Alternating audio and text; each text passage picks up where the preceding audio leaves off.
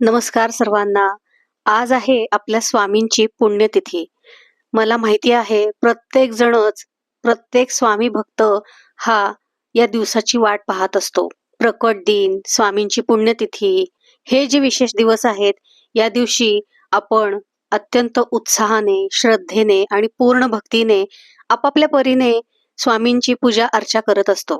मी देखील पूजेची पूर्ण तयारी करून घेतली. अष्टगंध, पंचामृत, खाली टाकण्यासाठीचे वस्त्र, त्याचप्रमाणे आपण थोडी जी सजावट करणार आहोत त्यासाठीच्या ज्या वस्तू आहेत त्या आधी काढून ठेवल्या.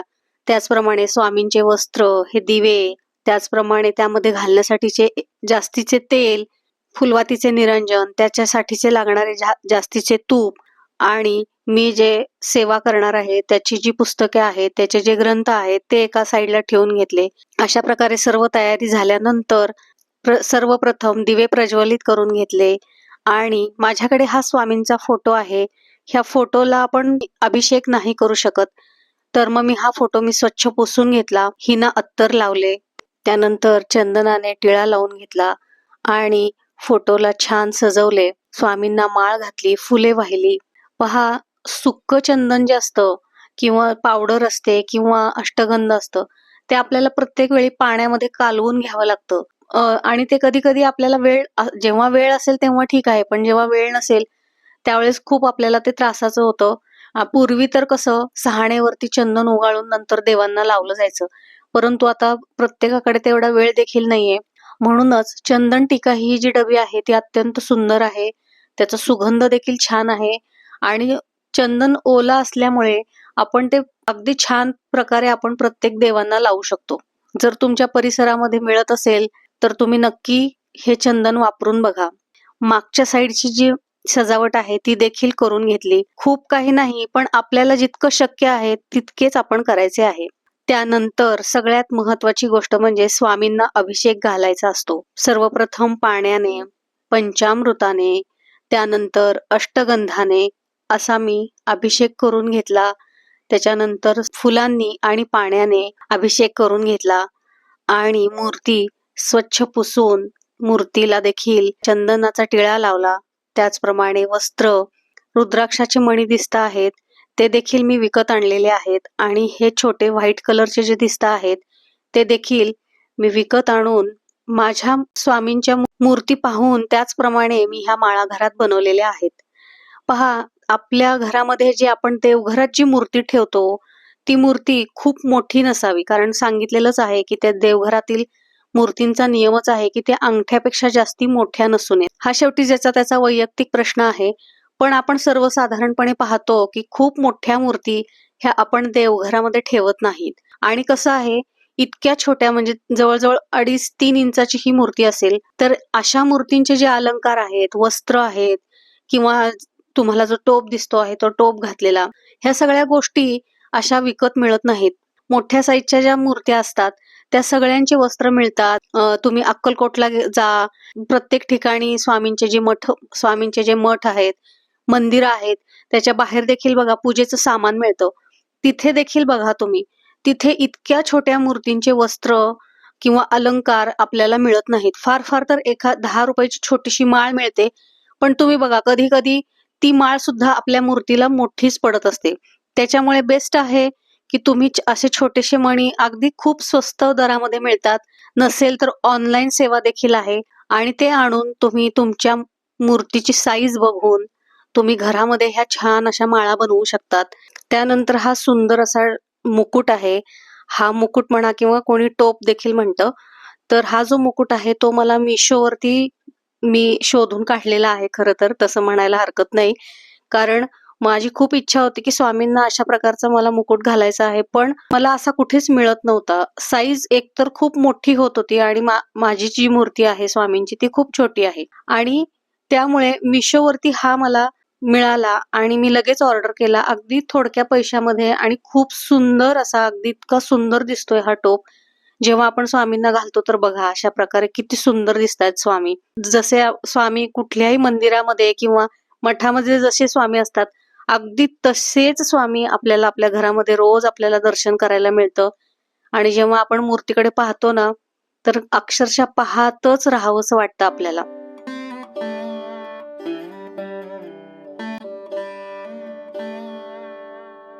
त्यानंतर धूपदीप लावून घेतला आणि तुपाचे निरंजन लावून स्वामींना आधी फुले वाहिली. आत्ता मी फक्त ड्रायफ्रुट्स आणि खडीसाखरेचा नैवेद्य दाखवला, कारण इतक्या सकाळी सर्वांनाच माहिती आहे की आपला स्वयंपाक बनलेला नसतो. आणि 12 वाजता जेव्हा माझा पूर्ण स्वयंपाक बनवला, जेव्हा मी गोड पदार्थ बनवला, पूर्ण स्वयंपाक झाल्यानंतर मी स्वामींना नैवेद्य देखील दाखविला.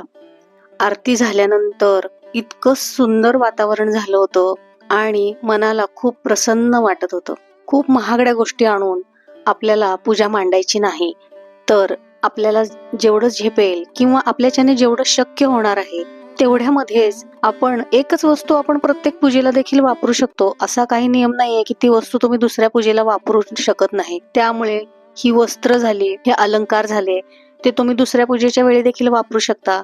कारण वेगवेगळ्या तिथी असतात, वेगवेगळ्या देवतांचे वेगवेगळे सण असतात, त्यावेळी देखील आपण ह्या सगळ्या वस्तू वापरू शकतो. आणि असे काही नाहीये की तुम्ही फक्त खूप मोठ्या, खूप महागड्या गोष्टी घेतल्या पाहिजेत. ह्या अगदी खूप कमी पैशामध्ये मिळणाऱ्या अशा ह्या वस्तू आहेत की ज्यामध्ये आपण आपल्या देवी देवतांना सजवू शकतो. हे देखील नाही आहे किंवा ह्या वस्तू घेतल्याच पाहिजेत तरच तुम्हाला स्वामी किंवा कोणत्याही देवतेचे जे तुम्ही पूजा करत आहात ते प्रसन्न होणार आहेत, असे अजिबातच नाही.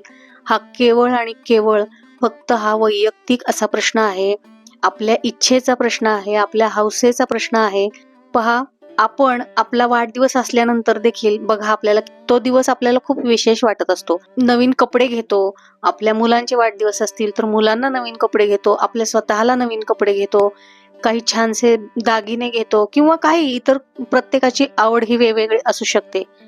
मग त्याचप्रमाणे आपण जर आपल्या देवी देवतांना आपल्या इच्छेने, मी असं अजिबात म्हणत नाही की कुठेतरी पाहून किंवा कुठले तरी कोणीतरी काहीतरी सांगितलेलं आहे म्हणून अगदी घरामध्ये काही गोष्टी, गरजेच्या गोष्टी वगळून तुम्ही ते पैसे तुम्ही ह्या सगळ्या गोष्टींना लावा, असं मी अजिबातच म्हणणार नाही. आपण जे काही कमवतो आहे ते तो देणारा तर तोच आहे.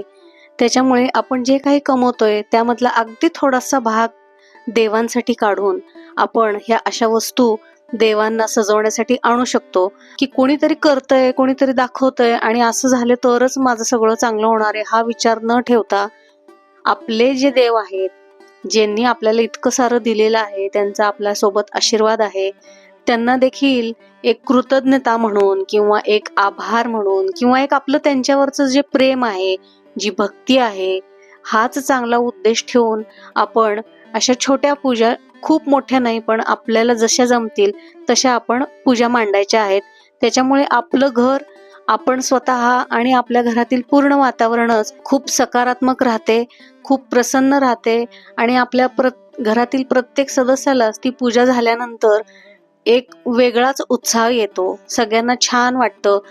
आपली जी घरातली मुलं आहेत त्या मुलांच्या मनावर देखील चांगला परिणाम होतो आणि त्यांना देखील समजतं की आज काहीतरी आहे म्हणून आपल्या घरामध्ये पूजा मांडलेली आहे. मग उत्सुकतेपोटी मुलं देखील आपल्याला विचारतात की आज काय आहे, तेव्हा आपण मुलांना सांगू शकतो आणि अशा गोष्टीतूनच मुलांना आपली संस्कृती कळणार आहे. त्यानंतर स्वामी चरित्र सारामृताचे पठण केले, स्वामींचा जप आणि बाकीची सेवा करून घेतली, स्वामींना प्रार्थनापूर्वक नमस्कार केला. त्यानंतर संध्याकाळी घराच्या परिसरातील स्वामी समर्थ मंदिरामध्ये जाऊन आलो. तिथे गेल्यानंतर तर मन अत्यंत प्रसन्न झाले. तिथे देखील खूप सुंदर अशी रांगोळी काढलेली होती, त्याचा फोटो मी इथे शेअर करत आहे. तर अशा प्रकारे पुण्यतिथीचा दिवस मी साजरा केला आणि आपल्या चॅनलच्या प्लेलिस्टमध्ये श्री स्वामी समर्थ सेवा आणि स्तोत्र ह्यामध्ये स्वामी समर्थांचा 108 नामजप, स्वामी समर्थांची आरती, सद्गुरु प्रार्थना, स्वामी स्तवन, 11 वेळा तारक मंत्र, स्वामी चरित्र अवतरणिका, अक्कलकोट स्वामी स्तोत्र, श्री स्वामी समर्थ अष्टक इत्यादी स्तोत्र आणि मंत्रे यांचा व्हिडिओ अपलोड केलेला आहे. जर कोणाला ऐकावेसे वाटले तर नक्कीच तुम्ही ऐकू शकता व्हिडिओ. आणि आज केलेली स्वामींची पूजा तुम्हाला आवडली का, नक्की कमेंटमध्ये सांगा. आवडली असेल तर लाईक करा, शेअर करा, आपल्या चॅनलला सबस्क्राईब करा आणि हो, व्हिडिओला हाईप नक्की करा. भेटूया पुढील भागामध्ये नवीन माहितीसह. तोपर्यंत सर्वांना श्री स्वामी समर्थ.